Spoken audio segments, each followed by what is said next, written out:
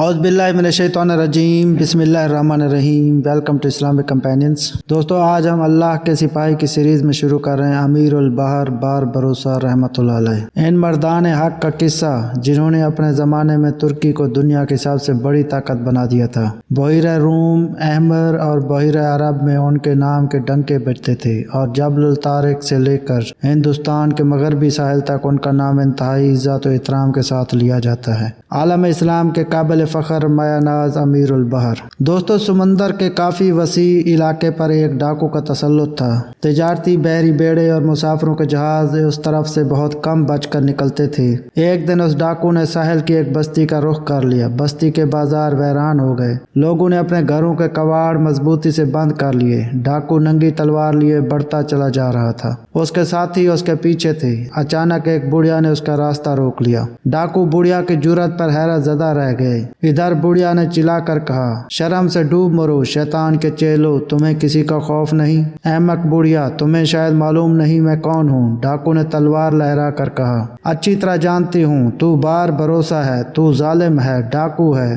بڑھیا کی آواز میں کھنک تھی۔ ڈاکو بار بھروسہ حیران رہ گیا، تاہم اس نے ہنس کر کہا، اچھا میں ظالم ہوں، ڈاکو ہوں؟ ہاں بالکل، تو اللہ کا باغی ہے، تو غلام ہے، شیطان کا، اپنی خواہشات کا غلام، جس کے اختیار میں کچھ بھی نہیں۔ بڑھیا کی آواز میں گونج تھی۔ ایسی سچی اور کھری باتیں سن کر بار بھروسہ اندر سے ہل گیا اور رونے لگا۔ وہ وہیں سے واپس مڑا اور اپنے جہاز پر جا پہنچا۔ اس نے اپنے گناہوں سے توبہ کی اور پھر اسلامی لشکر میں شامل ہو گیا۔ سمندر کا ماہر تو تھا ہی، جلد ہی ترکی کی سلطنت عثمانیہ کی بحری فوج کا سپہ سالار بن گیا۔ اس زمانے میں اسپین سمیت جرمنی اور اٹلی میں عیسائی کی حکومتیں تھیں۔ انہیں اسلامی حکومت اور سلطنت کا وجود ایک آنکھ نہیں پاتا تھا۔ انہوں نے آپس میں اعتماد کر کے کئی بار ترکی پر حملے کیے، مگر ترکی کا جاں باز، اسلام کا سرفروش مجاہد بار بھروسہ ہمیشہ بہادری دکھاتے ہوئے عیسائیوں کی 10 گنا فوجوں کو شکست فاش دیتا رہا، یہاں تک کہ عیسائی سلطنتوں کو اپنے بچاؤ کرنے کے لالے پڑ گئے۔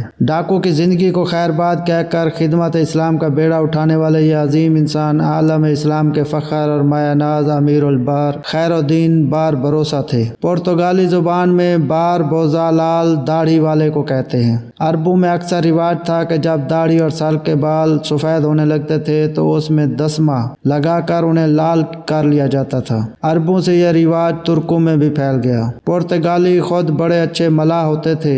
جب وہ کسی سرخ داڑھی والے کو مسلمان ملاح یا امیر البحر کو دیکھتے تو اسے بار بروزہ کہنے لگتے تھے۔ اسی لفظ کو ترکی اور عربی میں بار بروسہ کہا جانے لگا۔ ایوبیا یونان کے جنوب میں ایک چھوٹا سا جزیرہ تھا جسے عثمانی فرما روا سلطان محمد ثانی نے سن 1462 میں فتح کر کے اپنی عملداری میں شامل کر لیا۔ سلطان محمد جزیرے کا انتظام یعقوب نامی ایک قابل اور وفادار افسر کے سپرد کر کے خود قسطنطنیہ واپس آ گئے، جو اب دارالسلطنت تھا۔ یعقوب کی شخصیت بھی بڑی متنازع ہے۔ ترک مورخوں نے انہیں مسلمان لکھا ہے، جبکہ عیسائی تاریخ دانوں نے انہیں عیسائی ٹھہرایا ہے۔ چونکہ عثمانی سلاطین نے بہت سے غیر مسلموں کو بڑے بڑے عہدوں پر مامور کیا تھا اور انہوں نے بھی نہایت وفاداری سے خدمات انجام دی تھیں، اس لیے اس کا بھی امکان ہے کہ عیسائی مورخوں کا دعویٰ درست ہو۔ یعقوب کے 4 بیٹے تھے، جن کے نام اسحاق، الیاس، عروج اور خضر تھے۔ یعقوب کا تو اسی عہدے پر انتقال ہو گیا۔ ان کی اولاد میں اسحاق نے تجارت میں بڑی کامیابی حاصل کی اور جلد ہی ایوبیا کا ملک التجار بن گیا، اور باقی تینوں بھائیوں نے بحری فوج میں شمولیت اختیار کر لی۔ سمندری سفر اور دور دراز ملکوں کی سیر کا شوق اس زمانے میں زیادہ تر جوشیلے نوجوانوں کو بحری ملازمت میں کھینچ لایا کرتا تھا۔ ان میں الیاس ابتدا ہی میں کسی بحری جنگ کا کام آیا، البتہ عروج اور خضر دونوں نے بے حد ترقی کی اور امیر البحر کے جلیل القدر عہدوں تک پہنچے۔ عروج نے خود اپنے نام عروج سے شہرت پائی، جبکہ خضر خیر الدین کے نام سے مشہور ہوئے۔ جس طرح بحری کارناموں کی تاریخ مسلمان امیر البحر کے کارناموں کے بغیر ادھوری ہے، اسی طرح مسلمان امیر البحر کا تذکرہ عروج الدین بھروسہ اور خیر الدین بار بھروسہ کے بغیر مکمل نہیں ہوتا۔ اس لیے ضروری ہے کہ امیر البحر خیر الدین بار بروسہ کے ساتھ ساتھ ان کے بڑے بھائی اور استاذ امیر البحر عروج الدین بار بروسہ کے حالات زندگی اور کارناموں سے واقفیت حاصل کی جائے۔ زیر نظر سطور میں دونوں عظیم بھائیوں کی خدمات کا اجمالی جائزہ لیا گیا ہے۔ دوستو، یہ وہ زمانہ تھا کہ جب اندلس سے مسلمانوں کو نکالا جا رہا تھا اور یہ تباہ حال مسلمان چھوٹی چھوٹی کشتیوں میں بیٹھ کر افریقہ کے ساحل پر پناہ لے رہے تھے۔ عیسائی سمندری ڈاکو ان مسلمانوں کی کشتیوں اور بستیوں پر حملہ کر کے انہیں لوٹ لیا کرتے تھے۔ چونکہ بحیرہ روم کی سب سے بڑی بحری طاقت کی حیثیت سے افریقی ساحلوں کی حفاظت بھی عثمانی سلطنت کی ذمہ داری تھی، اس لیے سلطان وقت نے عروج کو عیسائی سمندری ڈاکوں کی سرکوبی کا کام سونپا۔ انہوں نے ان کے خلاف جارحانہ کارروائیوں کا ایک مربوط سلسلہ شروع کر دیا۔ دوستو، امیر البحر عروج نے جنوبی یورپ کی عیسائی حکومتوں کے جنگی بیڑوں کو پے در پے عبرتناک شکست دی اور ان کی بحری طاقت کو تہس نہس کر کے رکھ دیا۔ اسپین کے مظلوم مسلمانوں کو وہاں سے بچ نکلنے میں بھی انہوں نے ان کی بڑی مدد کی۔ جن مسلمانوں کے پاس کشتیاں نہیں تھیں، انہیں وہ اپنے بیڑے کے جہازوں میں بھر کر افریقہ کے ساحل پر لے آتے تھے، اور جب اسپین کے جہاز مزاحمت کرتے تھے تو ان کا بھی مقابلہ کرتے تھے۔ عیسائی دنیا کا سب سے بڑا مذہبی رہنما پوپ کہلاتا تھا۔ اس کا اپنا بہت مضبوط بحری بیڑا تھا۔ قاعدہ یہ تھا کہ ہر عیسائی حکومت کچھ مسلح جہاز پوپ کے بیڑے کی نظر کرتی تھی اور سپاہیوں کی تنخواہ اور دیگر اخراجات بھی خراج یا نذرانے کے طور پر ادا کرتی تھی۔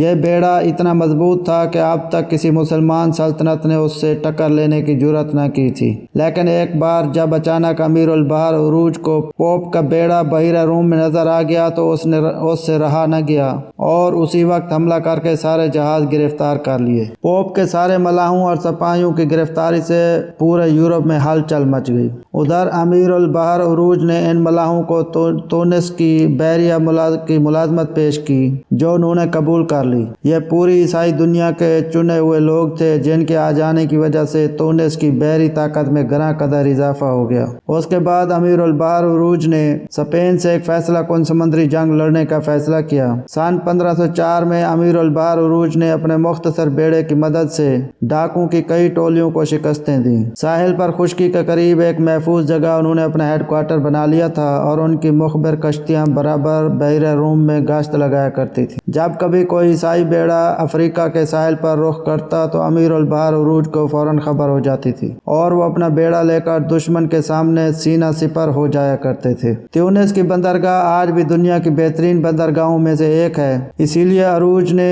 اسی کو اپنا مستقر بنا لیا تھا۔ بندرگاہ کے قریب خلق الوید کا چھوٹا سا قلعہ سلطان تیونس نے ان کے حوالے کر دیا تھا۔ اسی میں وہ رہتے تھے اور اسپین سے لٹے ہوئے مسلمانوں کے قافلے یہیں پہنچتے تھے۔ چند روز یہاں رکھنے کے بعد ان کی آباد کاری کا کوئی مستقل انتظام کر کے انہیں اندرون ملک بھیج دیا جاتا تھا۔ اس سے پہلے حکومت تیونس کو عیسائی بیڑوں کے حملوں سے کافی نقصان ہوتا رہتا تھا۔ امیر البحر عروج کے یہاں پہنچنے کے بعد تیونس کا ساحل محفوظ ہو گیا اور اب تاجر پورے اطمینان اور بے فکری کے ساتھ اپنا مال لاتے اور لے جاتے، جس سے ملک کی معاشی حالت تیزی سے سدھر رہی تھی۔ آخر سلطان تونس نے عثمانی سلطنت سلطان سے اجازت لے کر امیر البحر عروج کو تونس کا امیر البحر مقرر کر دیا۔ یہ عہدہ سنبھالتے ہی وہ تونس کے بحری بیڑے کی تنظیم میں مصروف ہو گئے، جہاز سازی کے کارخانے کھولے اور بحری علوم کی درس گاہیں قائم کرائیں، بندرگاہوں کی مرمت اور توسیع کا کام کیا اور اس کے بعد عیسائی حملہ آوروں کے خلاف دفاعی جنگ کا فیصلہ کیا۔ انہوں نے اس جنگ کی تیاریاں خاموشی سے کرنے کے بجائے علل اعلان کی اور اس کا موقع دیا کہ یہ خبریں اسپین پہنچ جائیں۔ اس کے بعد جب وہ اپنا بحری بیڑا لے کر نکلے تو اسپین کی عیسائی حکومت کا پورا جنگی بیڑا ایک جگہ موجود تھا۔ امیر البحر عروج کا مقصد بھی یہی تھا کہ اسپین کی پوری بحری طاقت ایک جگہ اکٹھی ہو جائے۔ جبرالٹر کے قریب دونوں بیڑوں میں بڑی خوفناک تاریخی جنگ ہوئی جس میں مسلمان فتح یاب ہوئے اور اسپین کی سمندری طاقت کی کمر ٹوٹ گئی۔ اس فتح نے ساری دنیا میں امیر البحر عروج کے نام کو عروج بخشا اور سلطان تونس نے خوش ہو کر جربہ نامی ایک جزیرہ انہیں بخش دیا تاکہ وہ وہاں مطلق العنانی کے ساتھ حکومت کر سکیں۔ امیر البحر عروج نے اپنے ذاتی جہازوں کو جربہ میں رکھا جبکہ حلق الوید کی بندرگاہ میں تونس کے 800 جنگی جہاز ہر وقت ان کے حکم کے منتظر رہا کرتے تھے۔ اسپین کے ساحل پر بوجیہا نامی ایک بہت چھوٹی سی عیسائی ریاست تھی۔ اسپین کی حکومت نے فوجی طاقت کے بل پر اس ریاست پر قبضہ کر لیا۔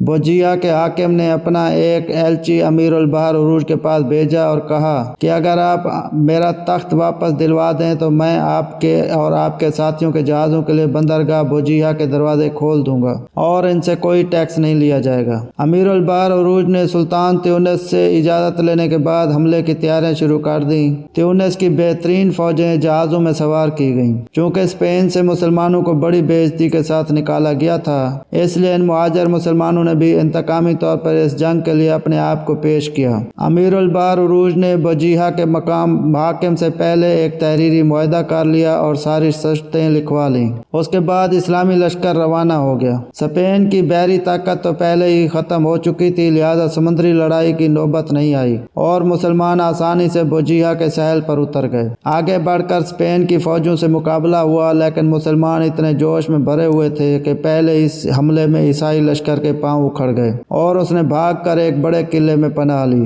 یہ ان کا پہلے سے سوچا سمجھا منصوبہ تھا، اس لیے کہ قلعے میں کئی مہینے کا کھانے کا سامان اکٹھا کر لیا گیا تھا اور قلعہ بھی ایسا منتخب کیا گیا تھا کہ جس میں میٹھے پانی کا ایک قدرتی چشمہ موجود تھا۔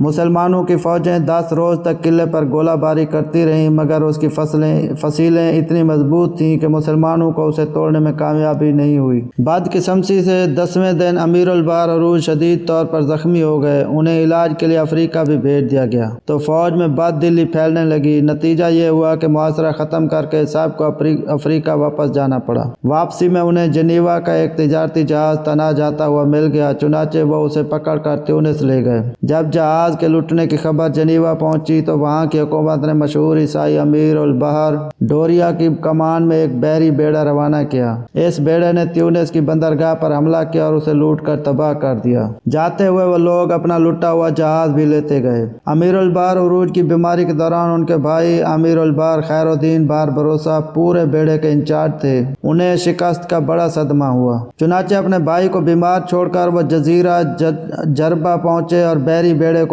ٹھیک ٹھاک کرنے میں مصروف ہو گئے۔ چند روز بعد امیر البحر عروج بھی صحت یاب ہو کر وہاں پہنچ گئے۔ اس وقت تک جنگی تیاریاں مکمل ہو چکی تھیں۔ امیر البحر خیر الدین بار بروسہ نے یہ تیاریاں جنیوا کی سرکوبی کی غرض سے کی تھیں، لیکن امیر البحر عروج کے دل پر اسپین کی شکست کا داغ تھا، لہذا انہوں نے جنیوا کے بجائے دوبارہ اسپین ہی کے ساحل کا رخ کیا۔ اسلامی بیڑے نے لنگر اٹھایا اور تیزی کے ساتھ بوجیا جا پہنچا۔ عیسائی فوجیں پھر اسی قلعے پر محصور ہو گئیں۔ امیر البحر عروج اس مرتبہ قلعہ سر کرنے کی تیاریاں کر کے آئے تھے، چنانچہ چند روز کی لڑائی کے بعد دیواریں ٹوٹنے لگیں اور امید بندھ گئی کہ جلد ہی قلعے پر قبضہ ہو جائے گا، لیکن عین اس موقع پر اسپین کو بحری کمک پہنچ گئی۔ اسپین کی حکومت نے یورپ کی دوسری عیسائی طاقتوں سے درخواست کر کے یہ کمک منگوائی تھی۔ اب جنگ کا پانسا پلٹ گیا اور مسلمان لشکر کو پسپا ہونا پڑا۔ یہ موقع ایسا تھا کہ مسلمانوں کے بہت سے جہاز بھی پکڑے جاتے، لیکن امیر البحر عروج نے دانش مندی سے کام لیتے ہوئے اپنے سارے زائد جہازوں میں آگ لگوا دی اور فوج کو باقی جہازوں میں لے کر واپس چلے آئے۔ لیکن شرم کی وجہ سے وہ تیونس نہیں گئے، بلکہ جبل بنی ہلال کی پہاڑی کھاڑی میں پہنچ کر لنگر ڈال دیا۔ یہاں جو لوگ آباد تھے وہ اپنی سرکشی کی وجہ سے دور دور مشہور تھے اور آج تک کوئی افریقی حکومت انہیں مطیع نہ کر سکی تھی، لیکن امیر البحر عروج نے ان کے ساتھ نرمی اور محبت کا برتاؤ کیا کہ ان کے دل موہ لیے اور انہوں نے خود ہی ان کی اطاعت قبول کر لی۔ اس کے بعد وہ دل و جان سے ان کی بحری مہموں میں شریک ہوتے رہے۔ اسپین کے شہروں مثلاً غرناطہ، اشبیلا، کادس اور علی ماما وغیرہ سے بڑی تعداد میں مسلمان ہجرت کر کے افریقہ کے ساحل پر پہنچتے تھے۔ ان کی اکثریت تیونس میں آباد ہو گئی تھی۔ خود امیر البحر عروج نے ان کی آباد کاری کے سلسلے میں بڑی خدمات انجام دی تھیں، لیکن ان کی ایک اور خاصی بڑی تعداد الجزائر کے ساحل پر بڑی قسم پرسی کی زندگی بسر کر رہی تھی، کیونکہ مقامی حکومت ان کی آبادی کے لیے کچھ نہ کر سکی تھی۔ اسپین کے عیسائی لٹیروں کی ٹولیاں ان غریبوں کی بستیوں پر آئے دن حملے کر کے ان کا سب کچھ لوٹ لیا جایا کرتی تھیں۔ الجزائر میں سلطان سلیم کے پاس بڑی فوج تو بہت طاقتور تھی،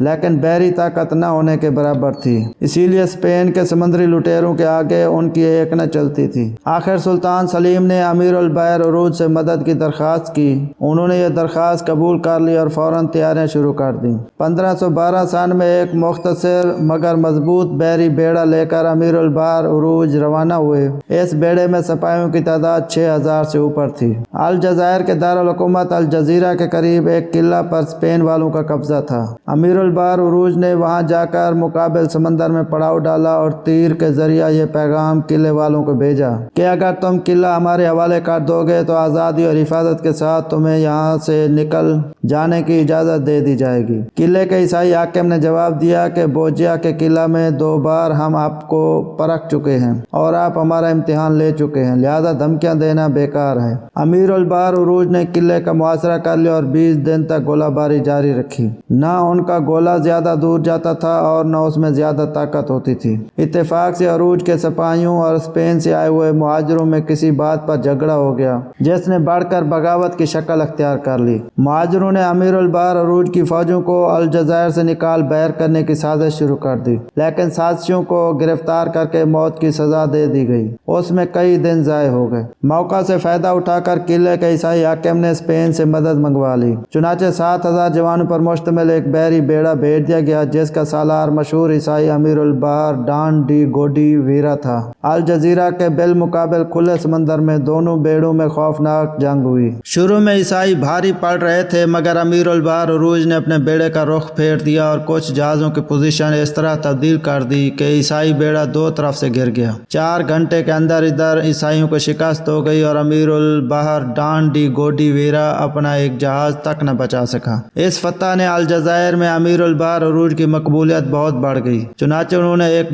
بڑی فوج بھی تیار کی اور اس کی مدد سے الجزائر پر قبضہ کر لیا۔ الجزائر کے ساحل پر متعدد قلعے اسپین والوں کے قبضے میں پہنچ چکے تھے۔ امیر البحر عروج نے ایک ایک کر کے یہ سارے قلعے عیسائیوں سے خالی کروا لیے۔ اس وقت افریقہ کے شمالی ساحل پر مصر وغیرہ کا علاقہ تو سلاطین عثمانیہ کے قبضے میں تھا، اس کے علاوہ تیونس، فیض اور مراکش کی حکومتیں تھیں، لیکن اب الجزائر کی حکومت ان میں سب سے طاقتور بن چکی تھی۔ امیر البحر عروج نے فوراً نئے سرے سے بحری بیڑے کی تنظیم کی اور اسپین کے ساحلوں پر لگاتار حملے شروع کر دیے۔ ہر حملے میں ان کے جہاز اسپین سے مسلمان مہاجروں کو نکال لاتے تھے۔ اگر یہ سہولت نہ ہوتی تو وہ سارے مسلمان یا تو زبردستی عیسائی بنا لیے جاتے یا پھر شہید کر دیے جاتے۔ نہ صرف اسپین کی حکومت بلکہ جنیوا، نیپلز اور وینس کی حکومتیں بھی امیر العروج کا نام سن کر کانپ اٹھا کرتی تھی۔ دنیا کے کسی جہاز کی مجال نہیں تھی کہ وہ الجزائر کی حکومت کو محصول دیے بغیر بحیرہ روم سے گزر سکے۔ خاص کر اسپین کے تجارتی بیڑوں کا تو کام ہی بند ہو چکا تھا۔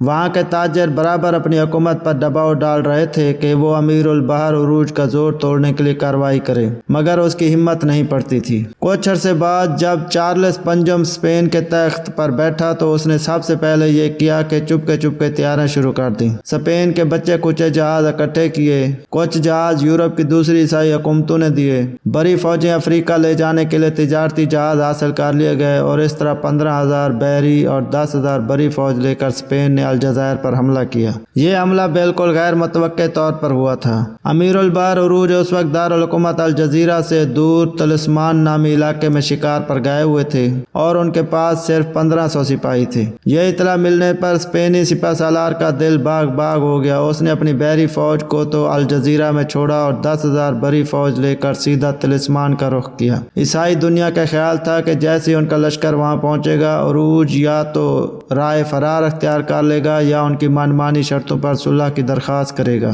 لیکن یہ دیکھ کر عیسائی سپہ سالار دنگ رہ گیا کہ امیر البحر عروج اپنی مختصر جمعیت کے باوجود جنگ پر تیار ہو گئے۔ ان 1500 آدمیوں میں ملازمین اور دوسرے غیر فوجی لوگ بھی شامل تھے۔ ہتھیار بھی مکمل نہ تھے۔ شکار ذبح کرنے کی چھریوں اور چاقوؤں تک سے مسلح ہو کر انہوں نے عیسائیوں کا مقابلہ کیا۔ یورپین مورخین نے بڑی فراخ دلی کے ساتھ مسلمانوں کو خراج تحسین پیش کرتے ہوئے لکھا ہے کہ 1500 آدمیوں میں سے ایک نے بھی پیٹھ نہیں دکھائی، سب کے سب شہید ہو گئے اور انہی میں خود سلطان عروج یا امیر البحر عروج بار بروسہ بھی شامل تھے۔ ان کی شہادت ایک عظیم باب کا خاتمہ تھی، ایک ایسا زرعی باب جس پر نہ صرف اسلامی تاریخ بلکہ بحریہ کی عالمی تاریخ ہمیشہ فخر کرتی رہے گی۔ شہادت کے وقت ان کی عمر صرف 45 سال تھی۔ امیر البحر خیر الدین پاشا امیر البحر عروج کے نہ صرف چھوٹے بھائی بلکہ شاگرد بھی تھے، لیکن انہوں نے اپنے بھائی سے زیادہ شہرت پائی۔ لفظ بار بروسہ حالانکہ دونوں کے نام کا جز تھا، مگر تاریخ میں جہاں صرف بار بروسہ لکھا ہو وہاں امیر البحر خیر الدین پاشا ہی مراد ہوتے ہیں۔ ابتدا میں وہ ذاتی جہاز لے کر بحیرہ روم میں عیسائی تجارتی جہازوں پر چھاپے مارا کرتے کرتے تھے۔ بعد میں جب ان کی طاقت بڑھ گئی تو انہوں نے افریقہ کے ساحلوں پر حملے شروع کر دیے اور الجزیرہ شہر اور اس کے آس پاس کے علاقے پر قبضہ کر لیا، لیکن یہ دیکھ کر کہ وہ اپنی حکومت نہیں چلا سکیں گے انہوں نے یہ علاقے ترکی کے عثمانی سلطان سلیم کے حوالے کر دیے۔ سلطان سلیم مشہور عثمانی سلطان محمد فاتح کا بیٹا تھا۔ اس کے بعد جب اس کا بیٹا سلیمان اعظم قانونی تخت پر بیٹھا تو اس نے خیر الدین پاشا کو پورے عثمانی بیڑے کا امیر البحر مقرر کیا۔ عثمانی ملازمت کے دوران سب سے پہلے انہیں شہنشاہ چارلس کے بیڑے پر حملے کا حکم دیا گیا تھا۔ خیر الدین پاشا باربروسا نے عیسائیوں کے اس زبردست بیڑے کو تباہ کر کے کورن پڑاس اور دوسرے ساحلی شہروں پر قبضہ کر لیا۔ اس کے بعد انہوں نے اٹلی کے ساحلوں پر کئی حملے کیے اور بہت سا علاقہ فتح کر کے عثمانی سلطنت میں شامل کر دیا۔ چارلس کے مشہور امیر الجزائر البحر اینڈریو ڈوریا کو انہوں نے متعدد بار شرمناک شکستیں دیں۔ اس عہد میں تیونس کی الگ حکومت تھی لیکن شمالی افریقہ میں اسے ملا ہوا الجزائر سلطنت ترکی کا علاقہ تھا۔ امیر البحر خیر الدین پاشا باربروسا نے سلیمان اعظم کی ہدایت پر تیونس پر حملہ کیا اور سلطان حسن کی بحری اور بری طاقت کو شکست دے کر اسے الجزائر میں شامل کر دیا۔ تیونس کے حکمران سلطان حسن اور عیسائی شہنشاہ چارلس کے درمیان مشترکہ دفاع کا معاہدہ موجود تھا۔ اس کے تحت سلطان حسن نے اسے مدد کی اور درخواست کی۔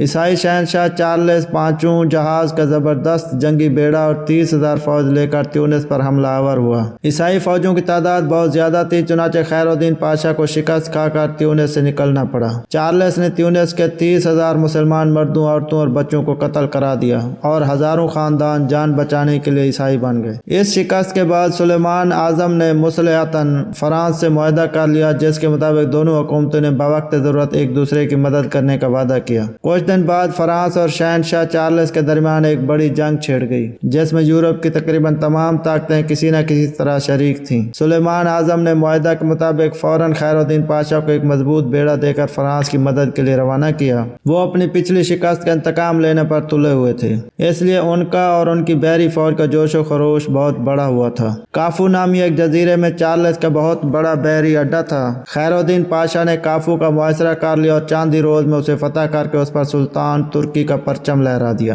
جنگ میں وینس کی حکومت بھی چارلس کی طرف سے شریک تھی، لہذا خیر الدین پاشا نے بحیرہ ایجین کے تمام جزیروں کو یکے بعد دیگرے فتح کر لیا۔ یہ سارے جزیرے وینس کے ماتحت تھے۔ کچھ عرصے بعد فرانس اور چارلس کے درمیان وینس کے مقام پر عارضی صلح ہو گئی، مگر ترکی نے جو علاقے فتح کر لیے تھے ان پر اسی کا قبضہ رہا۔ اس جنگ میں ترکی کو بہت سے مفتوحہ علاقے، اہم بندرگاہ اور ایسے جزیرے ہاتھ آئے جن کی وجہ سے سمندروں پر سلطنت عثمانیہ کی گرفت مضبوط ہو گئی۔ 945 ہجری میں پوپ فرڈینڈ نے، جو ہنگری کا شہنشاہ بھی تھا، جمہوریہ وینس اور شہنشاہ چارلس سے مل کر ترکوں کے خلاف اتحاد مقدس قائم کیا۔ پوپ نے ایک فتوے کے ذریعے اس جنگ کو مذہبی لڑائی یعنی صلیبی جنگ قرار دیا۔ چنانچہ یورپ کی دوسری عیسائی حکومتوں اور عام لوگوں نے بھی اتحادیوں کی مدد کی۔ اس طرح جو بحری بیڑا فراہم کیا گیا وہ عثمانی بیڑے سے کئی گنا زیادہ بڑا تھا۔ اس کی کمان عیسائی دنیا کا سب سے بڑا امیر البحر انڈیا ڈوریا کر رہا تھا۔